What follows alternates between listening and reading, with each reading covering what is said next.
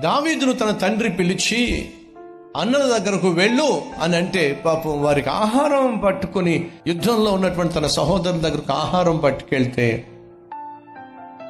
చూసినటువంటి సహోదరులు, యుద్ధం చూడడానికి వచ్చావా?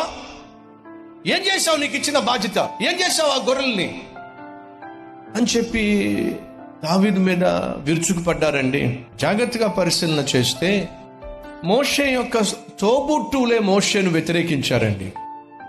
యోసేపు యొక్క తోబుట్టువులే యోసేపును వ్యతిరేకించారండి. దావీదు యొక్క తోబుట్టువులే దావీదును వ్యతిరేకించారండి.